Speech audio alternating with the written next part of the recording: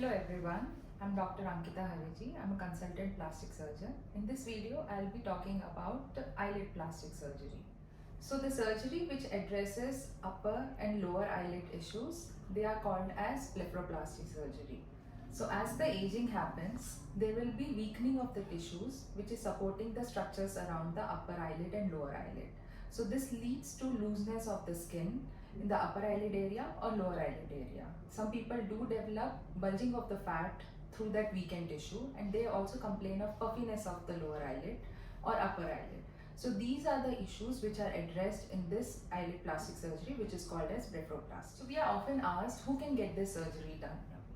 So people who have complaints that they have puffiness of lower eyelid or upper eyelid, or they have looseness of the skin in their upper eyelid area or lower eyelid area.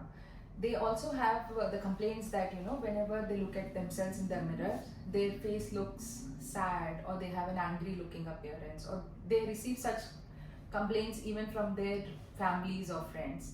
So these are the people who should consult us to get these upper eyelid and lower eyelid issues to be addressed.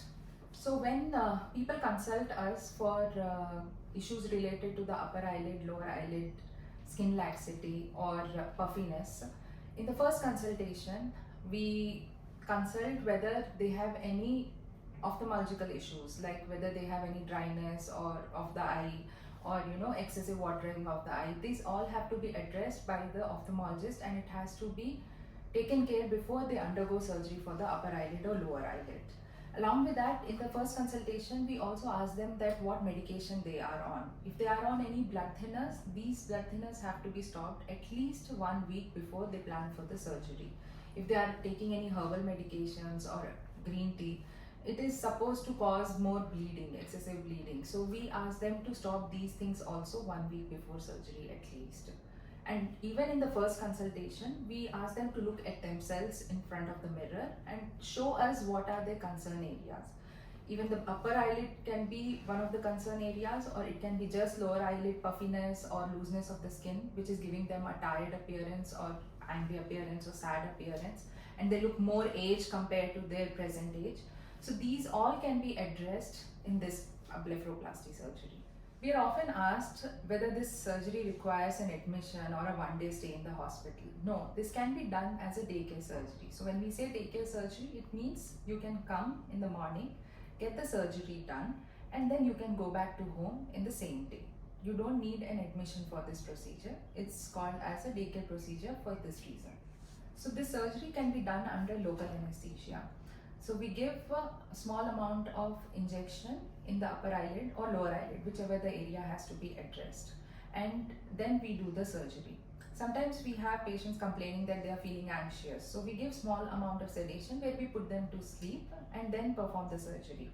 But if they are still not comfortable and they are apprehensive, then we can do the same procedure under general anesthesia, where we put them to completely sleep and perform the procedure. But in either ways, they can go home the same day. So in blepharoplasty, we do upper blepharoplasty, which is addressing the upper eyelid skin laxity, or if there is puffiness in the upper eyelid. So this is the part of the upper eyelid which is addressed. So in upper blepharoplasty, we give an incision over here, which generally matches with your skin crease, so that when it heals, it merges with your skin crease. So we give one cut in your upper eyelid, which is matching with your skin crease, and we remove the excess skin which is loose.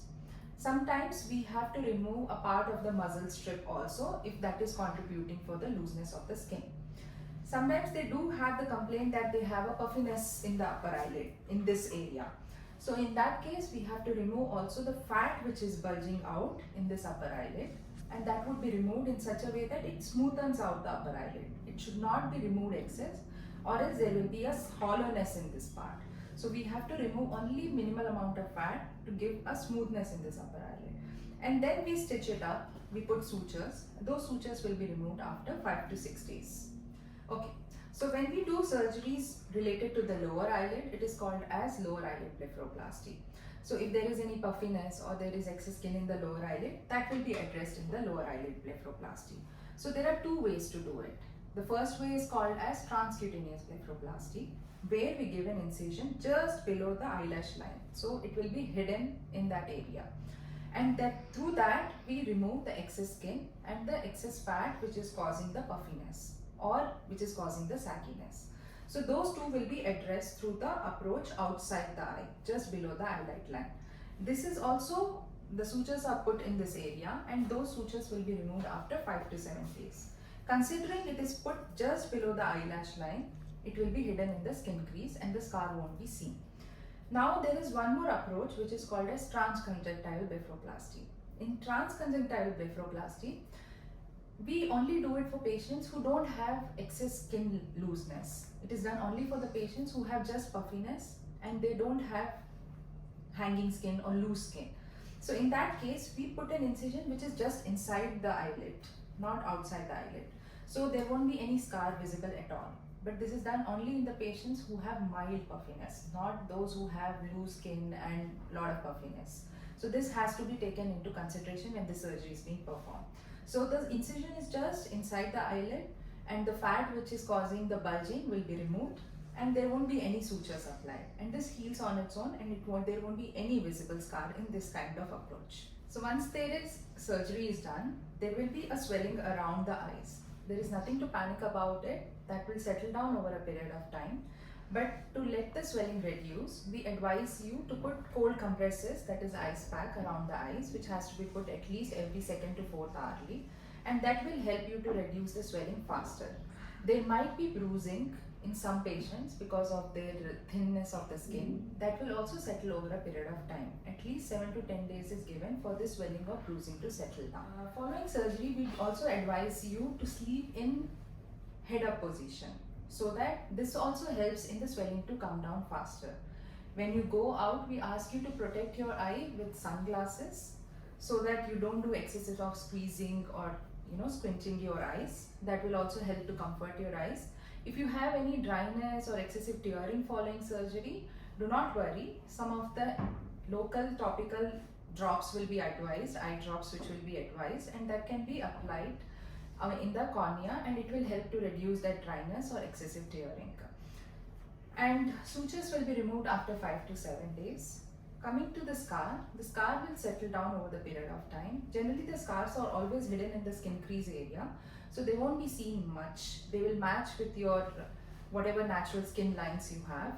But if there is some element of scar which is visible, that will settle down over a period of 3 to 6 months. We will also advise you some of the creams which will help the scar to become better. Important thing to consider before getting an upper blepharoplasty surgery done is to look how your eyebrows are.